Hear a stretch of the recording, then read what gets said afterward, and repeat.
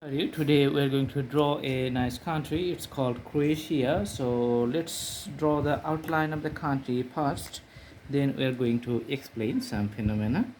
Okay, so starting from the top, just drawing to that line. So going to the other point, just move our pen, and you can see the map. Usually it doesn't change over time unless there are special circumstances, so you have to memorize it if you have it in syllabus in your high school, or if you want to travel around the world, and you need to know the geographic locations, the bordering countries, the culture, and other special information to have a nice living in any country and stay out of trouble. That's the main idea.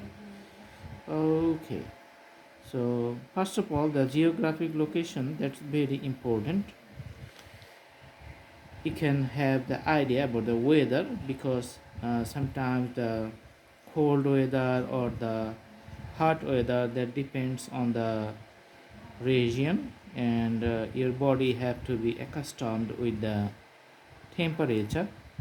That's the idea. Okay, all right, so these are the smaller islands by the side of the country. Okay, so there's the map. Now I'm going to put the crayon color here to outline the area itself inside. So you can see it's a European country, and Adriatic Sea is here on this side, the west side, and south it has a Bosnia and Herzegovina.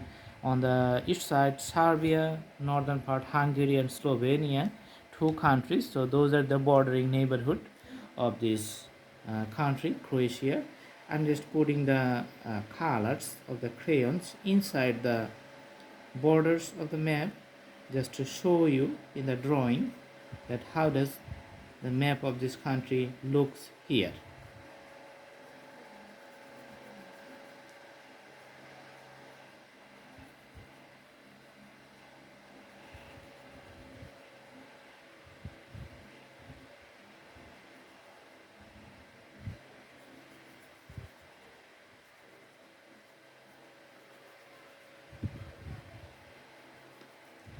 So you can see the shape is quite irregular, and just you can call it a dynamic shape, just radiating into many sides in many ways in different shapes.